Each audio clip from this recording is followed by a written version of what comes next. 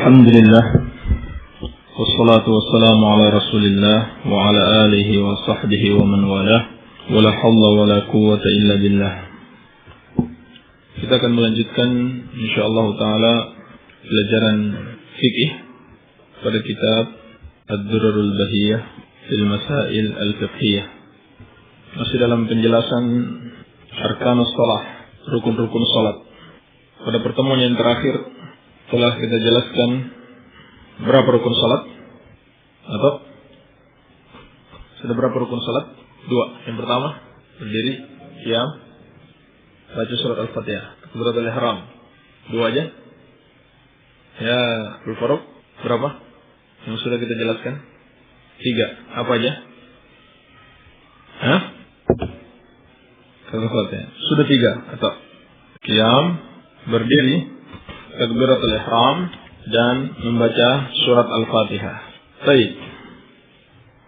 Apakah rukun berdiri itu wajib atau semua salat, atau termasuk rukun dalam semua salat dan untuk semua orang, atau ada perinciannya? Gimana perinciannya? Yakub, berdiri dalam salat itu apakah rukun untuk semua bentuk salat dan semua orang, atau ada perinciannya? Jadi rinciannya ma'al qudrah. Ahsan tabarakallah. Hanya diwajibkan untuk sholat yang wajib, dan wajib ma'al qudrah. Kalau tidak mampu maka tidak diwajibkan untuk berdiri. Baik. Kalau dia tidak mampu berdiri, kemudian dia duduk, bagaimana cara duduknya? Ada 3 cara duduk yang kita jelaskan. Kalau tidak mampu yang 3 itu, baru kemudian duduk dengan cara mana saja. Apa aja? Yang pertama ikhtiras, yang kedua tawarruk, yang ketiga bersila. Ahsan tabarakallahu fiik. Baik. Kemudian yang salat sambil berbaring, bagaimana posisi berbaringnya?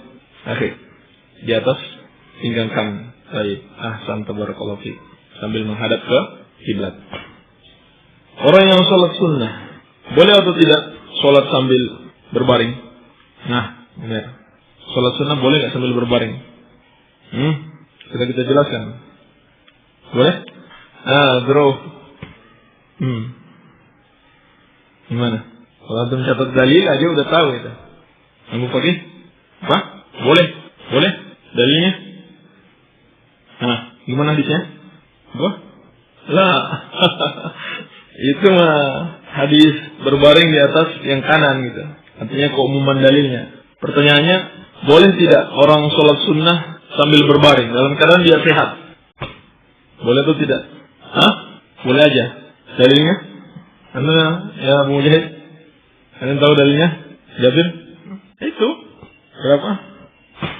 Man shalla qa'idan falahu nisfu ajril qa'im. Wa man shalla na'iman falahu nisfu ajril qa'id. Siapa yang salat sambil berdiri, sambil duduk, maka pahalanya setengah salat sambil berdiri. Siapa yang sambil berbaring, pahalanya setengah sholat sambil duduk. Walaupun tidak ada satu riwayat dari Nabi SAW dan para sahabat melakukan sholat sunnah sambil duduk, tetapi hadis menunjukkan bolehnya. Baik. Ada sebagian ulama membawa makna hadis tersebut ketika seorang itu dalam keadaan sakit. Tapi itu penafsiran, sedangkan dalam hadis tidak disebutkan apakah seorang itu sakit atau tidak. Baik. Kalau imam itu duduk, bagaimana posisi makmum? Harus duduk juga. Baik. Kalau seorang sholat lupa takbiratul ihram, apa yang harus dia lakukan? Atau ulang lagi sholatnya? Kenapa?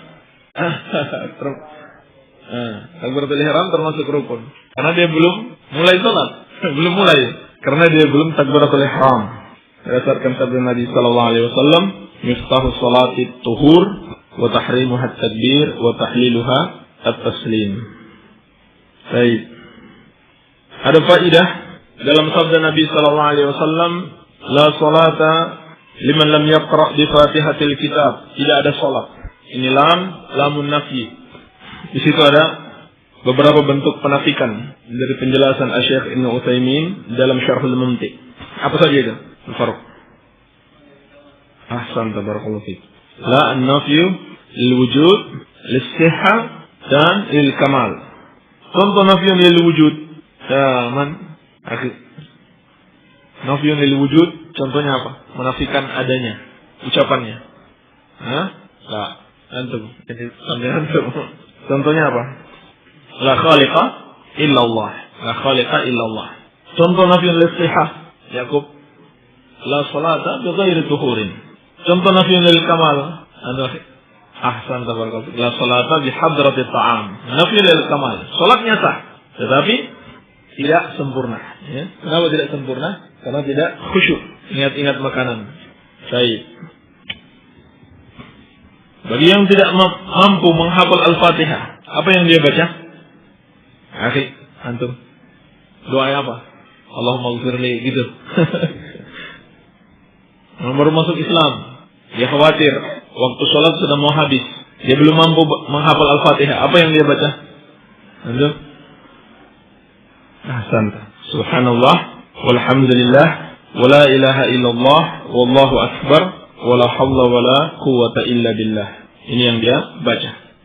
Subhanallah, walhamdulillah, wala ilaha illallah, wala hawla, wallahu akbar, wala hawla wala quwwata illa billah. Baik.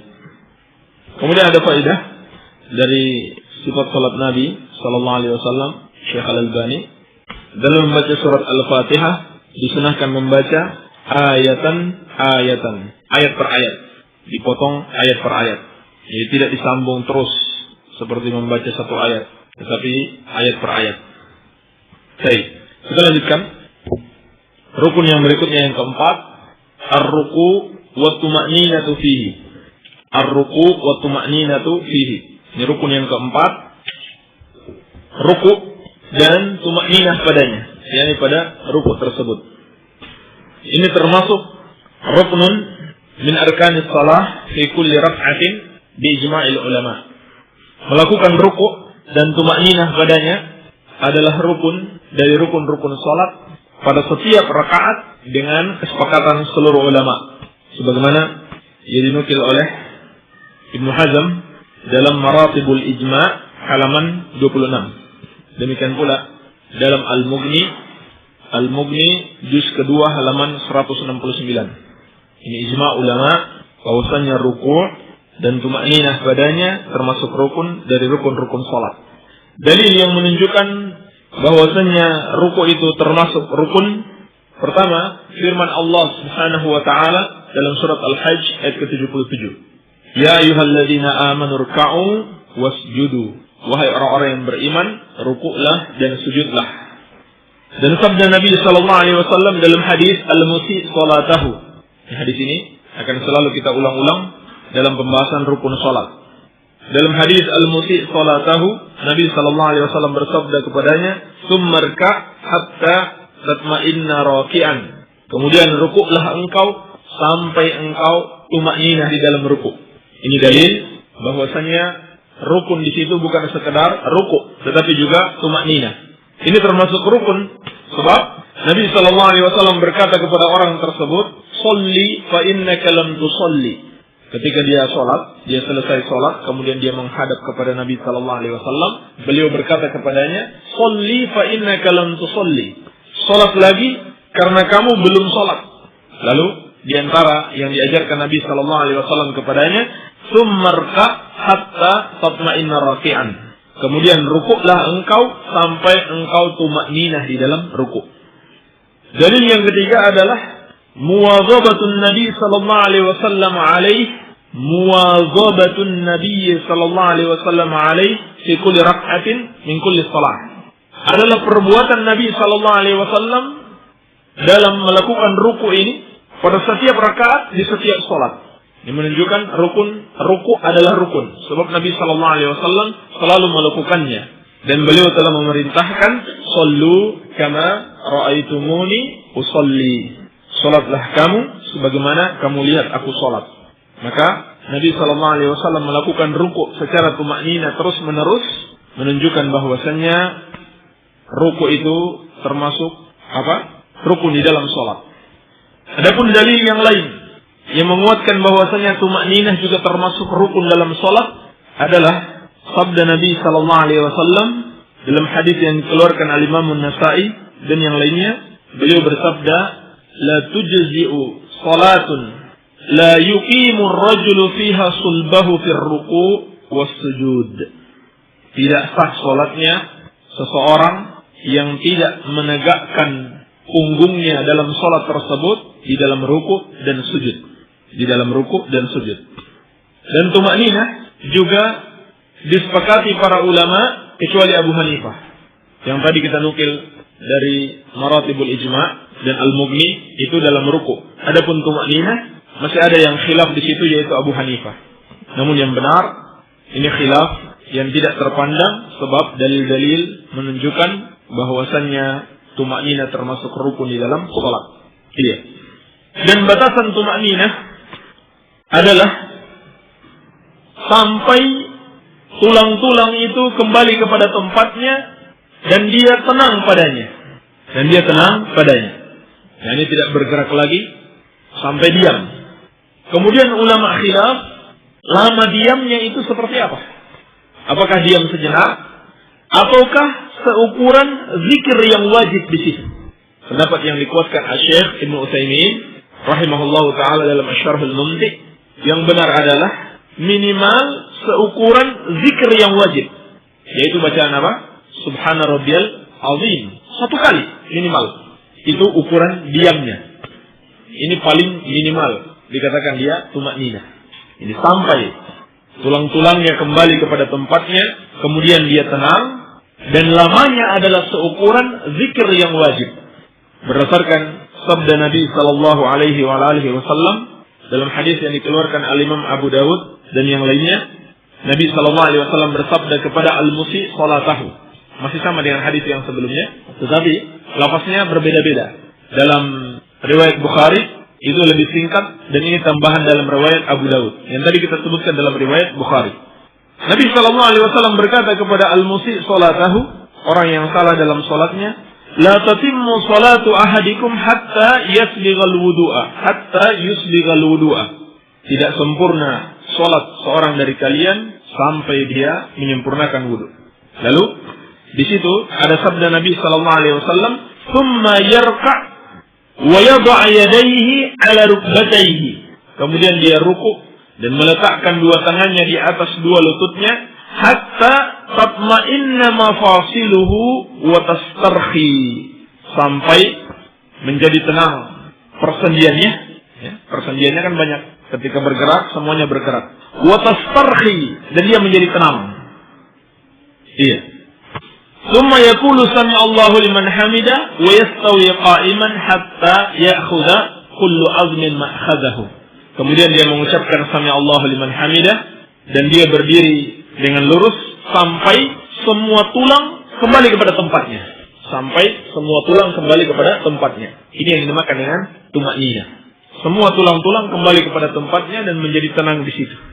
Tumakninah dalam ruku seukuran zikir yang wajib dibaca di situ.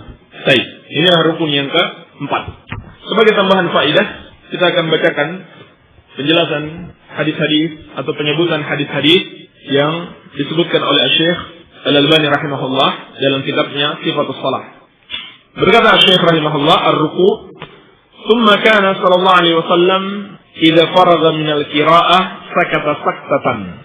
Kemudian Nabi sallallahu alaihi wasallam apabila beliau telah selesai membaca surat, beliau diam sejenak. Ini berdasarkan riwayat Abu Dawud dan Hakim dan disahihkan oleh Al-Hakim serta disepakati oleh Az-Zahabi. Beliau diam sejenak. Tsumma rafa'a yadayhi 'ala al-wujuh al-mutaqaddimah fi takbiratul istiftah. Kemudian beliau mengangkat dua tangannya sesuai dengan cara yang terdahulu dalam takbiratul ihram, takbiratul iftitah. yakni sesuai bahu atau telinga. Wa kabbara wa raka'a. Lalu beliau bertakbir dan ruku'. Ini berdasarkan hadis-hadis dalam Bukhari dan Muslim dan yang lainnya. Iya. Baik. Jadi sebelum ruku' mengangkat tangan dulu, kemudian ruku' sambil bertakbir. Wa amara biha al-musi' salatahu faqala lahu. Dan Nabi sallallahu alaihi wasallam memerintahkan hal itu kepada orang yang salah dalam salatnya. Beliau berkata kepadanya, "Innaha la tatimmu salatu ahadikum hatta yusbighal wudu'a kama amarahu Allah." Sesungguhnya tidak sempurna salat seorang dari kalian sampai dia menyempurnakan wudu sebagaimana yang Allah perintahkan kepadanya. Kemudian di situ, "Tsumma yukabbirallaha wa yahmadahu wa yumajjidahu." Kemudian dia bertakbir kepada Allah, dia membesarkan Allah, bertakbir, memujinya dan mengagungkannya. Yani membaca doa istiftah. Wa yaqra ma tayassara minal Qur'an mimma 'allamahu Allah wa adina lahu fihi. Dan dia membaca apa yang mudah dari Al-Qur'an sebagaimana yang Allah ajarkan kepadanya dan Allah izinkan padanya. Tsumma yukabbir wa yarka. Kemudian dia bertakbir dan dia ruku. Wa yad'a yadayhi 'ala rukbatayhi. Dan dia meletakkan dua tangannya di atas dua lututnya. Hatta tatma'inna mafasiluhu wa tastarhi. Sampai menjadi tenang persendiannya, semua persendiannya, wa tastarhi, dan menjadi tidak bergerak lagi. Tadi sifat ruku, tata cara ruku. Ini penyebutan dalil-dalil tentang tata cara ruku. Wa kana sallallahu alaihi wasallam yad'u kaffaihi 'ala rukbatayhi. Dan Nabi sallallahu alaihi wasallam meletakkan dua tangannya di atas dua lututnya. Dalam hadis Bukhari dan Muslim. Wa kana ya'muruhum bidzalik. Dan Nabi sallallahu alaihi wasallam memerintahkan hal itu. Dalam hadis Bukhari dan Muslim juga. Wa amara bihi aidan al-musi' salatahu kama marra anifan. Sebagaimana Nabi sallallahu alaihi wasallam memerintahkan orang yang salah dalam salatnya seperti dalam hadis yang kita sebutkan tadi. Wa kana yumakkinu yadayhi min rukbatayhi. Dan Nabi sallallahu alaihi wasallam memantapkan dua tangannya di atas dua lututnya. Jadi dipegang dengan mantap. Ini bukan sekedar diletakkan begitu saja, tapi dipegang. Ka'annahu qabidun alaihima. Seakan-akan beliau menggenggam keduanya. Ini digenggam. Ini dalam hadis Bukhari dan Abu Dawud.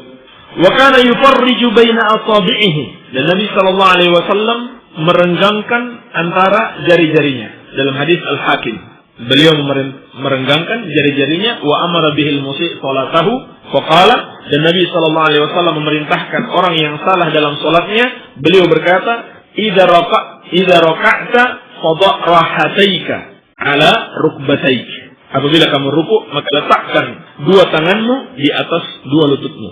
Summa farrij baina asabi'ika. Kemudian renggangkan antara jari-jarimu. Renggangkan jari-jarimu.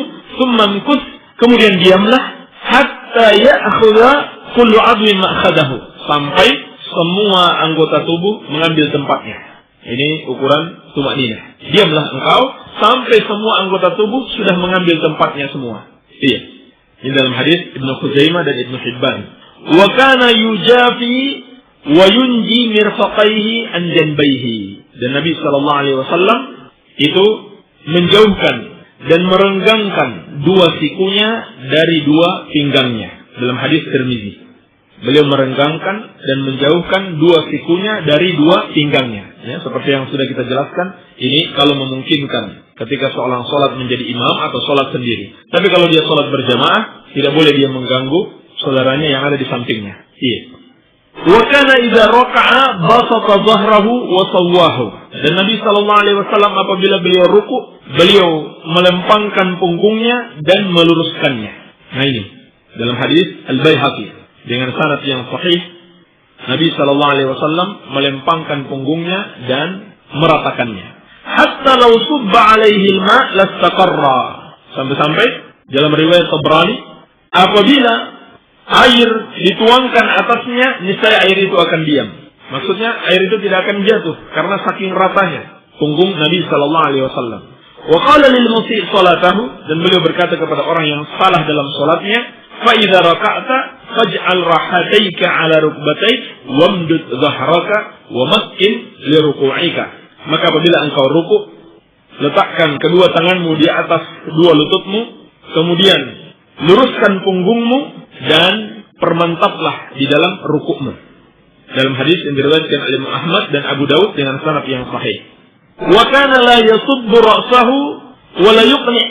Dalam hadis Abu Dawud dan Al-Bukhari dalam juz'ul qiraah dengan sanad yang sahih, Nabi sallallahu alaihi wasallam tidak menundukkan kepalanya dan tidak pula meninggikannya. Artinya apa? Rata dengan punggung. Kepalanya rata dengan punggung. tidak ditundukkan ke bawah sampai lebih rendah dari punggungnya, dan tidak pula dinaikkan ke atas sehingga lebih tinggi daripada punggungnya. Walakin baina dzalik, tidak tundukkan dan tidak ditinggikan, akan tetapi di antara keduanya, yakni lurus, sebagaimana dalam riwayat Muslim dan Abu Awana. Baik. Kemudian kata Syekh, wujubut tumanina fil ruku, wajibnya tumanina dalam ruku. Dan kata-kata wajib ini maksudnya adalah rukun.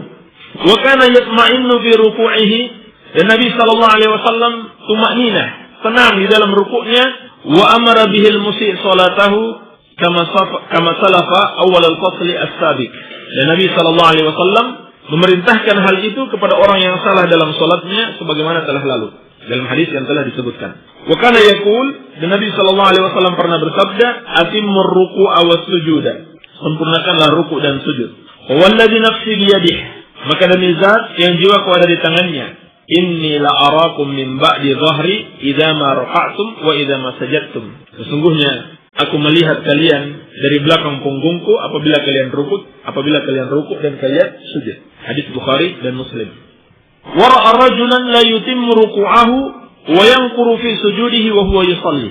Dan Nabi sallallahu alaihi wasallam pernah melihat seorang yang tidak menyempurnakan rukuknya dan dia mematuk di dalam sujudnya dalam salat. Faqala, lalu beliau bersabda, "Law mata hadza ala halihi hadhihi, mata ala ghairi millati Muhammadin sallallahu alaihi wa alihi wasallam."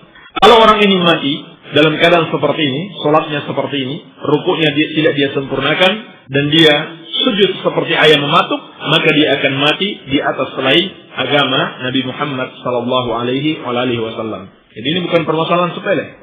Yang quru salatahu kama yanqurul ghurabud dam. Dia mematuk dalam salatnya seperti burung gagak mematuk darah. Lalu beliau bersabda, "Masalul ladzi la yutimmu ruku'ahu wa yanquru fi sujudihi masalul ja'i." Perumpamaan orang yang tidak menyempurnakan rukuknya dan dia mematuk di dalam sujudnya seperti orang yang lapar. Alladzi ya'kulu tamrata wa tamratain la yughniyani anhu syai'a. Di mana dia makan satu kurma atau dua kurma yang mana hal itu tidak bermanfaat sedikit pun padanya. Dia sangat lapar, cuma makan sebutir kurma atau dua kurma, tidak ada manfaatnya. Hadis riwayat Abu Ya'la di dalam Musnadnya, Al-Ajuri di dalam Al-Arba'in dan yang lainnya. Baik. Wa qala Abu Hurairah radhiyallahu anhu, dan berkata Abu Hurairah radhiyallahu anhu, nahani khalili sallallahu alaihi wasallam an ankura fi salati naqraddi wa an altafita iltifata sa'lab wa an uq'iya ka'ik'a'il khir. Kata Abu Hurairah radhiyallahu anhu, kekasihku Nabi Muhammad sallallahu alaihi wasallam telah melarangku untuk mematuk di dalam salatku seperti ayam mematuk. Dan beliau juga melarang aku menoleh-noleh seperti rubah. Dan beliau juga melarang aku duduk seperti duduknya kera. Duduknya ik'a seperti duduknya kera, itu bentuknya dia menegakkan dua kakinya dan pantatnya di atas lantai. Ini duduk ik'a yang terlarang. Kalau pantatnya dia letakkan di atas kakinya, maka itu sunnah. Wa kana yaqul, dan Nabi sallallahu alaihi wasallam bersabda, sebelumnya adalah riwayat At-Tayalisi dan Ahmad Ibnu Abi Syaibah dan hadisnya hasan. Dan beliau sallallahu alaihi wasallam bersabda, aswa'un nasi sariqatan alladhi yasriqu min salatihi. Seburuk-buruknya pencuri adalah yang mencuri dari salatnya. Qalu ya Rasulullah, wa kayfa yasriqu min salatihi? Sahabat bertanya, ya Rasulullah, bagaimana seorang yang mencuri dari salatnya tersebut? Qala la yutimmu ruku'aha wa sujudaha. Beliau bersabda, yaitu yang tidak menyempurnakan rukuknya dan sujudnya. Hadis riwayat Ibnu Abi Syaibah, At-Tabrani, Al-Hakim, dan disahihkan oleh beliau serta disepakati oleh Az-Zahabi. Wa kana yusalli falamaha bi mu'akhkhari 'ainihi ila rajulin la yuqimu sulbahu fi ar-ruku' was sujud. Nabi sallallahu alaihi wasallam pernah salat, lalu beliau melihat dengan ujung matanya kepada seseorang yang tidak menyempurnakan atau tidak menegakkan punggungnya ketika ruku' dan sujud. Falamma nasarafa qala, ketika selesai salat beliau berkata, ya ma'syaral muslimin, innahu la salata liman la yuqimu sulbahu fir ruku' was sujud. Wahai sekalian kaum muslimin, sesungguhnya tidak ada salat bagi siapa yang tidak menegakkan atau meluruskan punggungnya ketika ruku' dan sujud. Menunjukkan apa? Wajibnya tumakninah. Ini dalam hadis Ibnu Abi Syaibah Ibnu Majah dan Ahmad dengan sanad yang sahih. Wa qala fi haditsin akhar, dan beliau bersabda pada hadis yang lain, la tujzi'u salatul rajul hatta yuqima dhahrahu fil ruku' was sujud. Tidak sempurna atau tidak sah salatnya seseorang sampai dia menegakkan punggungnya, meluruskan punggungnya pada ruku' dan sujudnya. Hadis riwayat Abu Awanah, Abu Daud, Wasahmi, dan disahihkan oleh Ad-Darqutni. Ini dalil-dalil semuanya menunjukkan wajibnya menyempurnakan ruku' dengan tumakninah. Azkarur ruku', pasal yang berikutnya zikir-zikir di dalam ruku'. Wa kana yaqul fi hadzal rukni anwa'an min al-adhkari wal ad'iyah, taratan bihadza wa taratan bihadza. Dan Nabi sallallahu alaihi wasallam membaca pada rukun ini, yakni pada ruku', berbagai macam zikir dan doa, kadang-kadang membaca yang ini, kadang-kadang membaca yang itu. Yang pertama, Subhana Rabbiyal Azim, salasa marrat. Membaca Subhana Rabbiyal Azim 3 kali. Sebagaimana dalam riwayat Ahmad, Abu Dawud, Ibnu Majah dan yang lainnya. Wa kana ahyanan yukarriruha aktsara min dzalik. Dan kadang-kadang Nabi sallallahu alaihi wasallam membaca lebih daripada 3 kali. Dan minimal yang wajib adalah 1 kali. Sebagaimana penjelasan sebelumnya. Wa balagha marratan fi tikrariha fi salatil lail. Dan terkadang Nabi sallallahu alaihi wasallam membaca Subhana Rabbiyal Azim banyak sekali pada salat lail, salat malam. Hatta kana ruku'uhu qariban min qiyamihi. Sampai-sampai rukuknya itu hampir sama dengan berdirinya. Yani lamanya. Wa kana yaqra'u fihi thalatha suwar min at-tiwal. Padahal di dalam berdirinya Nabi sallallahu alaihi wasallam membaca 3 surat panjang, yaitu Al-Baqarah, An-Nisa, Ali Imran. Yatakhallaluha du'aun wa istighfarun. Itu pun masih disertai dengan doa dan istighfar. Kadang-kadang ada ayat perintah berdoa, beliau berdoa. Ada ayat perintah istighfar, beliau istighfar. Ada ayat menjanjikan surga, beliau berdoa untuk mendapatkan surga, atau ancaman neraka, beliau berlindung dari azab neraka. Tapi ini dalam sebagian fatwa Syekh Al-Albani, beliau katakan hanya khusus bagi sholat sunnah. Adapun pada sholat wajib tidak ada riwayat Nabi Sallallahu Alaihi Wasallam berdoa di sela-sela bacaannya. Baik. Kama sabaqa fi salatil lail, ya, sebagaimana telah dijelaskan sebelumnya pada sholat lail. Yang pertama, Subhana Rabbiyal Azim. Yang kedua, Subhana Rabbiyal Azim wa bihamdih. Mengucapkan Subhana Rabbiyal Azim wa bihamdih. Ada tambahan wa bihamdih, diucapkan salasan 3 kali. Sebagaimana dalam hadis Abu Daud, Darqutni, Ahmad, At-Tabrani dan Baihaqi. Yang ketiga, beliau juga membaca Subbuhun Quddusun Rabbul Malaikati Warruh. Subbuhun Quddusun Rabbul Malaikati Warruh. Sebagaimana dalam hadis Muslim dan Abu Awanah. Yang keempat, beliau membaca Subhanaka Allahumma Rabbana wa bihamdik, Allahumma ghafirli. Subhanaka Allahumma Rabbana wa bihamdik, Allahumma ghafirli. Ini dalam riwayat Bukhari dan Muslim. Yang terkadang beliau membaca doa ini. Subhanaka Rabbana wa bihamdik, Allahumma ghafirli. Wa kana yukthiru minhu fi ruku'ihi wa sujudihi yata'awwal al-Qur'an. Dan beliau sallallahu alaihi wasallam senantiasa memperbanyak doa ini pada rukuknya dan sujudnya dalam rangka mengamalkan Al-Qur'an. yakni perintah Al-Quran, fasabbih bihamdi rabbika wastaghfir innahu kana tawwaba. Maka Nabi sallallahu alaihi wasallam mengamalkan doa ini pada ruku' dan sujudnya. Yang kelima, beliau membaca Allahumma laka raka'tu wa bika amantu wa laka aslamtu anta rabbi khasha'a laka sam'i wa basari wa mukhi wa 'azami. Wa fi riwayatin, dan dalam riwayat wa 'izami wa 'asabi wastaqaltu bihi qadami lillahi rabbil alamin. Di dalam hadis diriwayatkan oleh Imam Muslim, Abu Hawana, At-Tahawi dan Darqutni. Yang keenam, terkadang beliau membaca Allahumma laka raka'tu wa bika amantu wa laka aslamtu wa 'alaika tawakkaltu anta rabbi khasha'a sam'i wa basari wa dami wa lahmi wa 'azmi wa 'asabi lillahi rabbil alamin. Dalam hadis An-Nasa'i dengan sanad yang sahih. Yang ketujuh, terkadang beliau membaca Subhanadzil jabarut wal malakut wal kibriya wal 'azamah. Wa hadza qalahu fi salatil lail. Dan ini beliau baca pada salat lail. Ini dalam hadis Abu Daud dan Nasa'i dengan sanad yang sahih. Inilah 7 zikir yang dibaca oleh Rasulullah sallallahu alaihi wasallam di dalam rukuknya. Dan dalam catatan kaki, Asy-Syaikh menyebutkan faidah, hal yushra'ul jam'u baina hadhihi al-azkar fi ar-ruku' al-wahid am la? Apakah disyariatkan mengumpulkan antara zikir-zikir tersebut dalam satu ruku', atau kadang-kadang baca ini, kadang-kadang baca itu? Ikhtalafu fi dzalik. kata Syekh, ulama berbeda pendapat. Wa taraddada fihi Ibnu Qayyim fi Zad, dan Imam Ibnu Qayyim ragu dalam masalah ini di dalam Az-Zad. Beliau tidak memberikan terjih.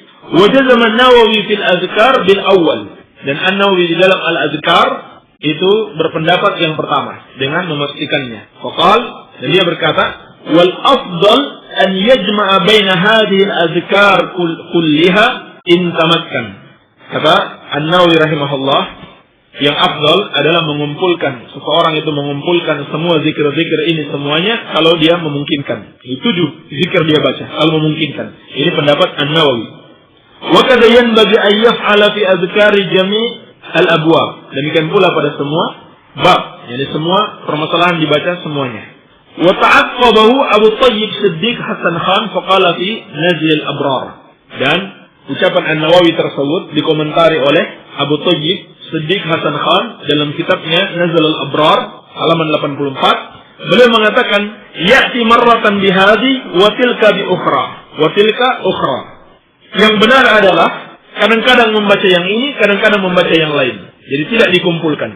Wala ara dalilan 'ala al-jam'i, dan saya tidak melihat ada satu dalil yang menunjukkan Nabi sallallahu alaihi wasallam mengumpulkan semuanya. Wa qad kana Rasulullah sallallahu alaihi wasallam la yajma'uha fi ruknin wahid. Dan Nabi sallallahu alaihi wasallam tidak mengumpulkannya pada satu rukun. Bal yaqulu hadza marratan wa hadza marratan. Tetapi Nabi sallallahu alaihi wasallam kadang-kadang membaca yang ini, kadang-kadang membaca yang itu. Wal ittiba khairun minal ibtida, dan mengikuti beliau ittiba lebih baik daripada mengada-ngada. Jadi yang benar, insyaallah taala pendapat yang kuat, tidak membaca semua zikir ini sekaligus dalam satu rukuk, tetapi kadang-kadang baca yang ini, kadang-kadang membaca yang itu. Dan ini sunnah. Dan ini sunnah, kita selang-selingkan membacanya. Iya. Kemudian pasal yang berikutnya kata Syekh, italatur ruku, memperpanjang ruku. Ini termasuk sunnah Nabi sallallahu alaihi wasallam sebagaimana dalam hadis Bukhari dan Muslim, wa kana sallallahu alaihi wasallam yaj'al ruku'ahu wa qiyamahu ba'da ar-ruku' wa sujudahu wa jilsatahu baina sajdatain qariban min as-sawa. Dan Nabi sallallahu alaihi wasallam menjadikan rukuknya, berdirinya setelah ruku', yakni i'tidal, dan sujudnya dan duduknya di antara dua sujud qariban min as-sawa. Kurang lebih lamanya sama. Ini sunnah. Baik. Pasal yang berikutnya, an-nahyu an qira'atil Qur'an fir ruku', larangan membaca Al-Qur'an di dalam ruku'. Wa kana yanha an qira'atil Qur'an fir ruku' was sujud. Dan Nabi sallallahu alaihi wasallam melarang membaca Al-Qur'an pada ruku' dan sujud berdasarkan hadis yang diriwayatkan Imam Muslim, Abu Awana dan yang lainnya.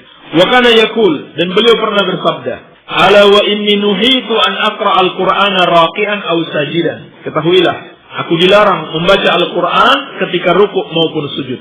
Fa'ammar ruku fa'azimu fihi Rabb azza wa jalla. Adapun di dalam ruku, maka agungkanlah di dalamnya Allah azza wa jalla. Jadi jangan membaca Al-Quran, tetapi membaca zikir yang sifatnya pujian kepada Allah. Wa amma sujud fajtahidu fihi du'a. Adapun sujud, maka bersemangatlah di dalam berdoa padanya. Fakaminun ayyustajaba lakum, maka hampir-hampir doa kalian itu akan terjawab ketika dalam ruku. Ini sebagaimana juga dalam hadis Muslim, Abu Awana dan yang lainnya. Jadi larangan membaca Al-Quran di dalam ruku. Ya. Dan tidak bolehnya hal ini disepakati para ulama, sebagaimana disebutkan dalam Al-Majmu' juz ketiga halaman 411 dan Al-Mughni juz kedua halaman 181. Ulama sepakat membaca Al-Quran dalam ruku itu tidak boleh. Hanya saja berdoa dengan doa dari Al-Quran ketika sujud, hal itu dibolehkan insyaallah ta'ala sebagaimana dalam Fatwa Lajnah Daimah juz ke-6 halaman 443. Baik, inilah beberapa faedah yang bisa kita sebutkan berhubungan dengan rukun yang keempat, yaitu ruku di dalam sholat dan tumakninah padanya. Iya. Jadi dua-duanya rukun, ruku dan tumakninah. Baik. Semoga ada manfaatnya. Wabillahi taufik. Walhamdulillahirabbil alamin. Alhamdulillah, demikian tadi penjelasan dari Al-Ustaz Abdullah Sufyan. Mudah-mudahan bisa difahami oleh para pendengar radio Dakwah Salafiyah. Dan sekarang kita masuki sesi tanya jawab. Bagi yang ingin bertanya atau yang belum jelas, silahkan tanyakan saja ke Al-Ustaz Abdullah Sufyan.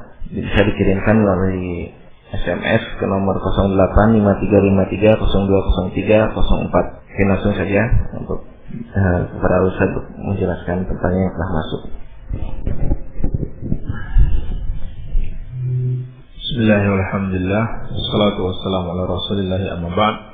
Maaf Ustaz, di desa ana ada arisan kurban. Bagaimana hukumnya? Tidak ada masalah arisan kurban sepanjang sesuai dengan ketentuan syariat bagi 7 orang. Bagi 7 orang yang mau berkorban itu dengan seekor sapi. Adapun kalau orang per orang minimalnya kambing. Tidak boleh bersyarikat untuk menyembelih kambing. Bersyarikat untuk menyembelih sapi maksimal 7 orang. Iya, tidak ada masalah. Pak Ustaz, apa betul ilmu sefi itu ada? Seperti sefi angin. Ilmu apa ini? Hah? Apa? Ilmu bisa terbang. Ada ilmu syaitan. Ilmu syaitan bisa terbang. Iya. Yang seperti ini, kemampuan luar biasa, tidak seperti manusia biasa, itu hanya ada 2 kemungkinan. Apakah itu karamah ataukah itu sihir? Kalau dia disebut ilmu, maka dia bukan lagi karamah. Karena ilmu kan yang dipelajari. Karamah itu tidak dipelajari. Tidak ada dalam Islam pelajaran mencari karamah. Kalau sihir, itulah yang dipelajari. Maka ini sihir. Ilmu sihir tidak bisa dipelajari, haram hukumnya, ini termasuk permainan syaitan. Baik, ini beda antara karamah dan sihir. Itu pada selain para nabi dan rasul. Kalau nabi dan rasul itu namanya mukjizat. Nabi dan rasul tidak pernah belajar. Nabi Sulaiman alaihissalam tidak pernah belajar untuk bisa terbang. Memang murni pemberian dari Allah Subhanahu wa taala. Jadi kalau dia dapatkan dari hasil belajar, maka ketahuilah itu syaitan, permainan syaitan. Jadi mudah bagi syaitan. Baik. Yang ulama memperingatkan, kalau kamu lihat orang bisa terbang, bisa berjalan di atas air, maka jangan terburu-buru engkau percaya dengannya. Tapi lihat bagaimana ittiba'nya kepada Rasulullah sallallahu alaihi wasallam. Iya. Pak Ustaz, acara radio sekarang sangat jelas. Rasanya seperti siaran dekat dari Yesi di Bihbul, Desa Parisi. Gimana ini? Alhamdulillah di daerah Sidarja, Sodagaran, suaranya radio sudah bagus. Dari Asrori di Sodagaran. Kalau tidak salah dengar akan ada daurah. Minta informasi lagi waktu, ustaz, tempat, dan materinya. Tadi waktu diumumkan kurang jelas. Nanti diumumkan ulang ya. Yang di Bandung mungkin maksud. Maaf ustaz, apakah salawat ini boleh dibaca? Allahumma sholli ala Muhammad wa ala alihi wa sahbihi ajma'in. Barakallahu. Tidak ada masalah insyaAllah ta'ala. Apakah akidah Said Qutb dan apa penyebab Said Qutb dihukum gantung? Said Qutb dihukum gantung itu karena makar kepada negara. Itu negara Mesir dalam hal ini. Adapun akidah Said Qutb banyak sekali penyimpangannya. Penyimpangan akidah Said Qutb itu banyak. Yang paling menonjol adalah akidah takfir, akidah khawarij, pengkafiran kaum muslimin dan khususnya pemerintah yang tidak berhukum dengan syariat Allah, yang tidak berhukum dengan hukum Islam. Adapun para sahabat tidak mengkafirkan orang-orang yang berhukum dengan selain hukum Allah kecuali pada 3 keadaan. Yang pertama, dia menghalalkan hukum tersebut. Yang kedua, dia menganggap hukum itu sama baiknya dengan hukum Islam. Yang ketiga, dia menganggap hukum itu lebih baik daripada hukum Islam. Kalau sekedar dia berhukum dengan selain hukum Allah, maka kekafiran di sini adalah kekafiran kecil, tidak sampai kekafiran besar. Sebagaimana yang dikatakan Abdullah bin Abbas radhiyallahu taala anhuma tentang firman Allah, "Wa man lam yahkum bima anzalallah fa ulaika humul kafirun." Dan barang siapa yang tidak berhukum dengan hukum Allah, maka mereka itu adalah orang-orang kafir. Karena Abdullah bin Abbas radhiyallahu taala anhuma, makna kekafiran di sini adalah kufrun duna kufrin. Kekafiran di bawah kekafiran. Maksudnya kekafiran kecil yang tidak menyebabkan pelakunya keluar dari Islam. Adapun Khawarij yang akidahnya diikuti oleh Said Qutb, dia mengatakan seluruh penguasa muslim, bahkan seluruh masyarakat muslim hari ini sudah murtad, kafir, keluar dari Islam. Bagaimana dia katakan dalam tafsirnya fi Zilalil Quran. Dan banyak kitabnya seperti Ma'alim fit Thariq yang mengatakan demikian. Sampai dia mengatakan masjid-masjid sudah seperti tempat penyembahan terhadap berhala karena tidak menjalankan hukum Islam di dalam negara-negara mereka. Ini akidah Said Qutb. Iya. Padahal hakikatnya hukum Islam dalam pemerintahan hakikatnya sama saja dengan hukum Islam yang lain. Masyarakat dan pemerintah sama-sama terkena hukum Islam. Iya. Jadi orang yang berzina sama, dia orang yang tidak berhukum dengan syariat Allah. Orang yang mencuri sama, ini orang yang tidak berhukum dengan syariat Allah. Apa kita mengatakan berzina mencuri itu kafir? Tidak. Kita tidak katakan kafir kecuali dia menghalalkan apa ya diharamkan Allah tersebut. Ini lain. Menghalalkan apa yang diharamkan Allah, kesyirikan di dalam rububiyah. Hanya Allah yang berhak menghalalkan dan mengharamkan. Jadi sama saja. Iya. Ini diantara akidah Sayyid Qutb. Dan masih banyak lagi penyimpangan Sayyid Qutb. Baik. Apa akidahnya Hasan al-Banna? Apa benar dia termasuk seorang mujaddid mujtahid yang mati syahid sebagaimana klaiman orang-orang? Baik. Hasan al-Banna tidak jauh beda dengan Sayyid Qutb. Mereka ini kan satu kelompok. Namanya kelompok Ikhwanul Muslimin. Tidak jauh beda. Hasan al-Banna bahkan lebih-lebih lagi. Beliau ini adalah seorang sufi. Tarekat Safawiyah. Dia mau menggabungkan antara akidah Ahlus Sunnah dan akidah Sufiyah. Sehingga dia menceritakan dengan bangga kalau datang hari peringatan Maulid Nabi sallallahu alaihi wasallam, mereka mengadakannya. Dan dia sebagai pemimpin dan dia sering bernyanyi, mengucapkan syair-syair. Ini diceritakan dalam buku-bukunya. Jadi, dia bukan seorang mujaddid, apalagi seorang mujtahid, tetapi dia termasuk orang yang kita katakan dia menginginkan kebaikan. Sesuai husnul dzan, dia menginginkan kebaikan, tapi dia tidak tahu caranya, sehingga menempuh cara yang bid'ah. Baik. Siapa sebenarnya Dr. Abdullah Azzam? Karena saya dengar dari orang-orang bahwa dia seorang tokoh mujahid sekarang. Memang dia mujahid yang berjihad di Afghanistan, tetapi dia tidak berjihad di atas jalan Ahlus Sunnah. Dia tidak mengikuti tuntunan Ahlus Sunnah wal Jamaah di dalam berjihad. Dan dia memiliki akidah-akidah yang menyimpang sama seperti Hasan al-Banna dan Sayyid Qutb. Dia juga termasuk tokoh Ikhwanul Muslimin. Dan dia adalah orang yang paling berpengaruh kepada Usama bin Laden. Usama bin Laden mengambil akidah-akidah yang menyimpang sampai dia melakukan aksi-aksi terorisme ini dari Abdullah Azzam. Ghafarallahu lahu. Dan sebenarnya yang berjihad di Afghanistan itu banyak, bukan hanya Abdullah Azzam. Cuma karena dia memiliki media, lalu dia menyiarkan perjuangannya ketika di Afghanistan dulu sebesar-besarnya. Dan termasuk kejahatannya, dia menyembunyikan jihad Salafiyin. Dia menyembunyikan jihadnya Syekh Jamilur Rahman. Dan jihad yang hakiki yang terjadi di Afghanistan adalah jihadnya Syekh Jamilur Rahman. Dan diceritakan oleh para mujahid yang pernah berjihad ke sana, seluruh negara bagian di Afghanistan itu merdeka karena orang-orang Rusia itu meninggalkannya. Kecuali satu daerah yang dibebaskan dengan kekuatan senjata, yaitu negara bagian Kunar yang dulu dipimpin oleh Syekh Jamilur Rahman rahimahullah ta'ala. Jadi mujahid di Afghanistan bukan cuma dia. Banyak mujahid yang sengaja justru dia sembunyikan perjuangan mereka, seperti Syekh Jamilur Rahman. Apakah boleh seorang wanita mengojek kepada laki-laki yang bukan mahram karena mudarat? Jelas tidak boleh. Bersentuhan antara laki-laki dan wanita. Hendaklah dia mencari tumpangan yang lain yang tidak ada di situ, persentuhan antara laki-laki dan wanita. Sebab Nabi sallallahu alaihi wasallam bersabda, "La yut'ana fi ra'si ahadukum bi mikhyatin min hadid khairun lahu min